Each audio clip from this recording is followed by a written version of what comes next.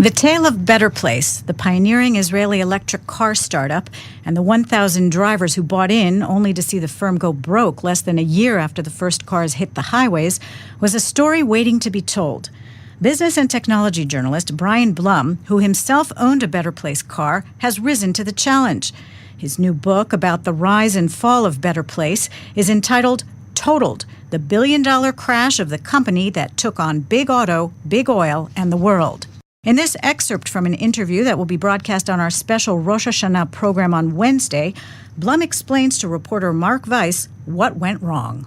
There are lots of people who want to point fingers. That's kind of a national Israeli pastime to say, it was the fault of management. No, it was the fault of the board of directors.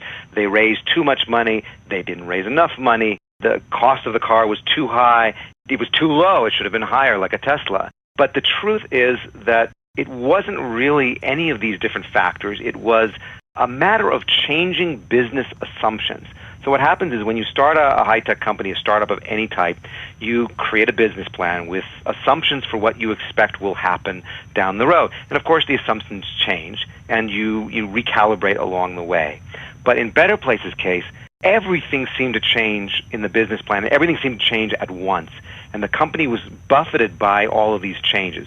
So, for example, I mentioned that the price of the car was higher than people expected, but people had been led to believe that the car would be inexpensive. But $35,000 wasn't an inexpensive car. Better Place expected that the car would go 180 kilometers, because that's what had been promised at one point by Renault.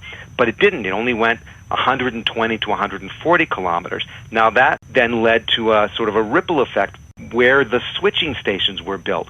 So you build the stations on the assumption that the car can go 180 kilometers or 150 kilometers, and it only goes 120. Suddenly you have areas that you can't get to. So, for example, if I tried to drive from my house to Eilat by way of the Dead Sea, which is something that we would do, there was a gap of 160 kilometers between two of the switching stations, and the car couldn't get that far. So there was no way to drive that route.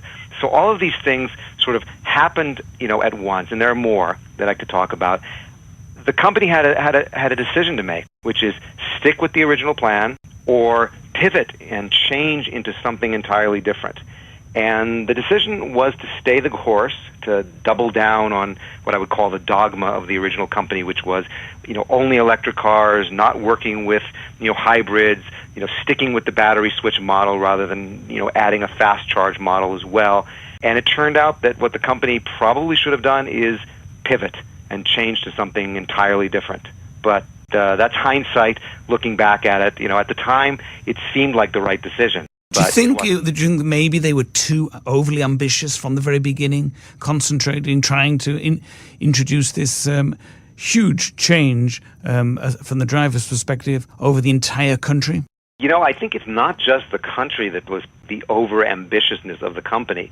Better Place had operations not just in Israel, but in Denmark, as I mentioned, in the Netherlands, in Japan, China, Canada, and Hawaii, as well as their headquarters in Palo Alto in the middle of Silicon Valley. Now, having all these operations going, offices and demos, and in some cases actually building out infrastructure in the case of Denmark and the Netherlands, took an enormous amount of money. It took a lot of focus. By going that big, that may have led to the company not being able to focus on where the problems were in Israel, the fact that people weren't buying the car, the fact that it was costing more than people expected, and the company was running out of money. Going big and not focusing was one of the issues that I think eventually led to Better Place's demise. Brian Blum, author of Totaled, the billion-dollar crash of the company that took on big auto, big oil, and the world. The full interview on Wednesday evening.